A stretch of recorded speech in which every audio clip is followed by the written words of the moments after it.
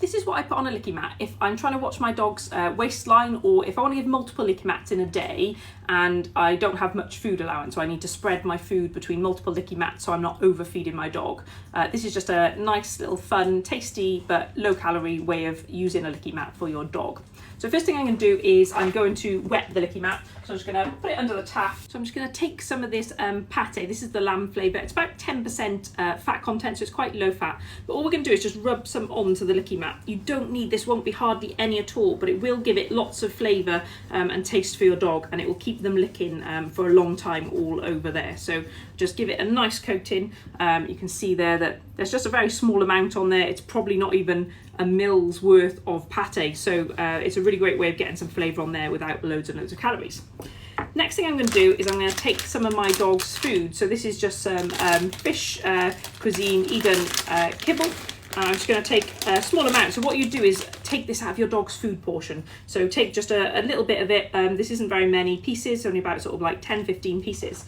And I'm going to blend them up. So I'm going to put them in a little blender, and the reason I'm doing this is it'll make them into a powder, and then I can spread it over this licky mat, which will mean that it will last longer, so that they can do that. You can also soak the kibble, but I find you need more if you soak it. So what I do is I'll just spritz this up, and what we've got now is a nice fine powder, and we can spread that over the licky mat.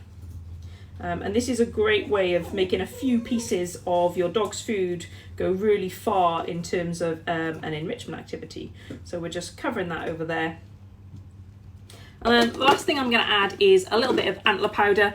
This is really, really good for vitamins and minerals for your dog. So it's a great way of making sure they're getting their full range of vitamins and minerals, especially if you're reducing their food to help them lose weight. So I'm going to add a little bit of this on as well, a sprinkle. And what you might want to do is add a touch more water on the top just to get it all stuck on properly.